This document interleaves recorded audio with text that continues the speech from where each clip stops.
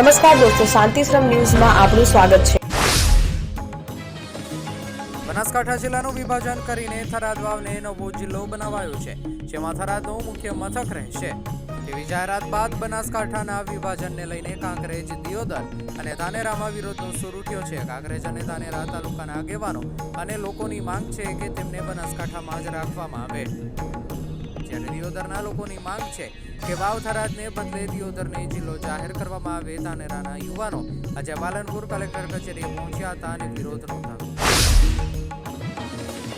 બનાસકાંઠા જિલ્લાનું વિભાજન કરી નવો વાવ થરાદ જિલ્લો બનાવવા તેમજ કાંકરેજ તાલુકાનો સમાવેશ કરતા કાંકરેજ પંથકના લોકોમાં ભારે રોષ જોવા મળી રહ્યો છે.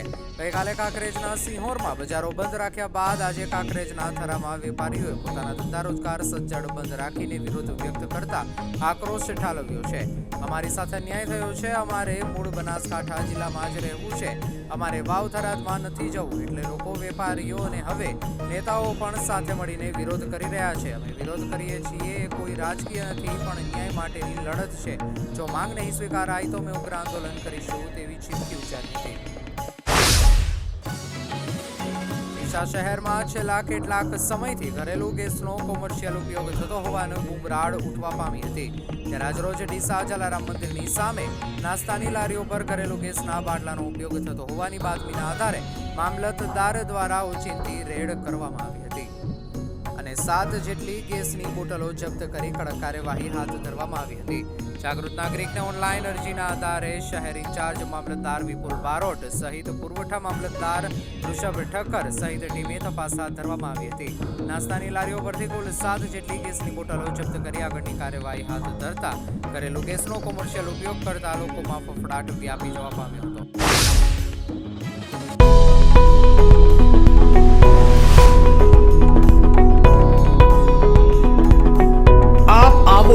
આજે દિયોદરમાં બનાસ ડેરી સંચાલિત ઉમંગ મોલમાં, જ્યાં આપને મળશે બનાસ ઘી, બનાસની ચા, નવરસ તેલ સહિતની જીવન જરૂરિયાત તેમજ કરિયાણું તથા કોસ્મેટિક ચીજ વસ્તુઓ તેમજ પશુહાર સામગ્રી મળશે વ્યાજબી દરે. આજે સંપર્ક કરો ઉમંગ મોલ, ખીવાડા બાબર હાઈવે, તિરુપતિ સોસાયટીની સામે, બ્રિજના છેડે.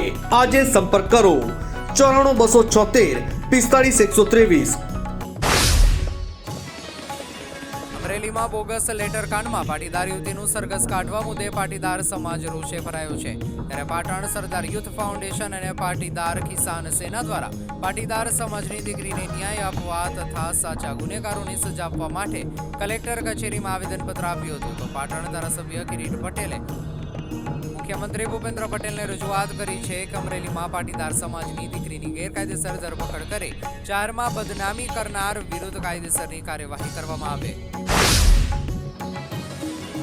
સોશિયલ મીડિયામાં ચાલતી વાતોને નકારતા જિલ્લા કલેક્ટર એક બાજુ બનાસકાંઠા જિલ્લાનું વિભાજન થતા કહી ખુશી કહી ગમના દ્રશ્યો જોવા મળી રહ્યા છે, ત્યારે બીજી બાજુ સોશિયલ મીડિયામાં પાલનપુરની કલેક્ટર સહિતની કચેરીઓ જગાણા ખસેડવાની વાતો વહેતી થઈ છે. ત્યારે આજે બનાસકાંઠા જિલ્લા કલેક્ટરે ભારપૂર્વક સ્પષ્ટતા કરતા જણાવ્યું હતું કે કલેક્ટર કચેરી અન્યત્ર ખસેડવાની કોઈ હિલચાલ ચાલી રહી નથી. બનાસકાંઠા જિલ્લાના મુખ્ય મથક પાલનપુર ખાતે જોરાવર પેલેસમાં કલેક્ટર કચેરી, ડીએસપી કચેરી, જિલ્લા પંચાયત ભવન સહિતની મોટાભાગની કચેરીઓ આવેલી છે. જે સરકારી કચેરીઓ પાલનપુરથી 7 કિલોમીટર દૂર જગાણા ખસેડવાની હિલચાલને લઈને લોકોમાં ભારે રોષ પ્રવર્તી રહ્યો છે.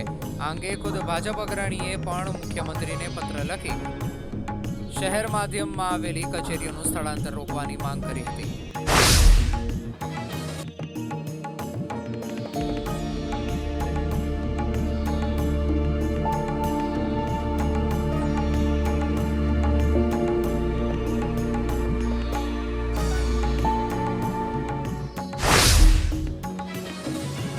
પાટણના લાલ ચટક ગાજરે તેની મીઠાશ અને લોકપ્રિયતા જાળવી રાખી છે અને આજે પણ અહીંના તાજા દેશી ગાજર ગુજરાતભરમાં પહોંચી રહ્યા છે. પરંતુ જો સરકાર દ્વારા બટાટા અને અન્ય શાકભાજી ફળોના સંગ્રહની જેમ પાટણમાં પણ ગાજરના સંગ્રહ માટે કોલ્ડ સ્ટોરેજ બનાવવાની સુવિધા ઉપલબ્ધ કરાવવામાં આવે તો એગ્રો બેઝ ઇન્ડસ્ટ્રીને વેગ મળી શકે અને ખેડૂતોને ગાજર સહિતના પાકના સારા ભાવ મળી રહે તો તેનું વાવેતર કરવા પ્રોત્સાહન મળી શકે તેવો ખેડૂતનો સૂર જાણવા મળ્યો છે. અમદાવાદમાં federation of real estate developers association of India દ્વારા આયોજિત પ્રોપર્ટી શો ગુજકોન યોજાઈ રહ્યો છે, જેનું મુખ્યમંત્રી ભૂપેન્દ્ર પટેલે ઉદ્ઘાટન કર્યું હતું. આ પ્રસંગે તેમણે પ્રાસ્તાવિક જંત્રી વધારા અંગે કહ્યું કે ચિંતા ના કરશો, અમે તેમણે જંત્રીમાં સરકાર રાહત આપશે એવો સંકેત પણ આપી દીધો છે. 10 લાખથી લઈને 50 લાખ સુધીના મકાન બને એવું આપણે કરવા માંગીએ છીએ. અમરેલી લેટર કાંડ મુદ્દે રાજનીતિ ગરમાઈ રહી છે. અમરેલીના ધારાસભ્ય અને વિધાનસભાના નાયબ દંડક કૌશિક વેકરિયાની બદનામ કરવા મામલે ધરપકડ કરાઈ છે. પોલીસની કાર્યવાહીમાં ભાજપના પૂર્વ હોદ્દેદાર મનીષ વગાસિયા, પાયલ ગોટી સહિત 4 લોકોની ધરપકડ બાદ પ્રથમ કોંગ્રેસે મુદ્દો ઉછાળ્યા બાદ ઘેરા પ્રત્યાઘાતો પડ્યા હતા. પાટીદાર સમાજના આગેવાનો, ખોડલધામ ટ્રસ્ટીઓએ આરોપી પાયલ ગોટીને છોડાવવા મુદ્દે આગળ આવ્યા હતા. આજે પાયલ ગોટીની કોર્ટમાં સુનાવણી હાથ ધરવામાં આવી છે. 1 દિવસ પહેલા કોંગ્રેસ મહિલા નેતા જેની ઠુમ્મરે જેલની મુલાકાત પણ લીધી હતી. આજે અમરેલી ભાજપના સિનિયર નેતા ઇફકોના ચેરમેન દિલીપ સંઘાણીની જિલ્લા જેલે પહોંચી પાયલ ગોટી સાથે મુલાકાત કરી ફોટો સોશિયલ મીડિયામાં શેર કરતા રાજકીય માહોલ ગરમાયો છે. દિલ્હી વિધાનસભા ચૂંટણીની તારીખો 7-8 જાન્યુઆરીએ જાહેરાત થઈ ચૂકી છે. સૂત્રોના જણાવ્યા અનુસાર ચૂંટણી પંચ આમાંથી કોઈ પણ દિવસે ડેટ શીટ જાહેર કરી શકે છે. દિલ્હીમાં સત્તારૂઢ આમ આદમી પાર્ટીએ તમામ 70 બેઠકો માટે તેના ઉમેદવારોની જાહેરાત કરી દીધી છે. તે જ સમયે કોંગ્રેસે પણ 2 યાદીઓ બહાર પાડી છે અને તેના કેટલાક ઉમેદવારોને મેદાનમાં ઉતાર્યા છે, પરંતુ ભાજપે હજુ સુધી એક પણ બેઠક પર તેના ઉમેદવારો ઉભા કર્યા નથી. નિર્ણય લઈ હવામાન વિભાગે લેટેસ્ટ આગાહી સામે આવી છે, જે મુજબ રાજ્યના લોકોને ઠંડીથી આંશિક રાહત મળશે.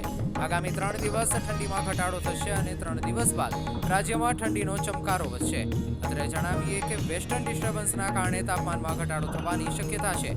રાજ્યમાં હાલ ઉત્તર પૂર્વથી પવન ફૂંકાઈ રહ્યો છે, ત્યારે ઠંડીની લોકોને આંશિક રાહત આપતી આગાહી સામે આવી છે. આજે 9 ડિગ્રી તાપમાન સાથે કચ્છનું નલિયા સૌથી ઠંડુગાર બન્યું છે.